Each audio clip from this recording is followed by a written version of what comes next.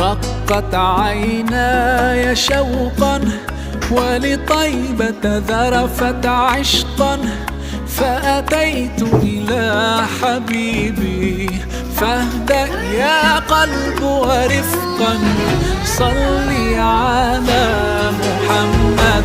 السلام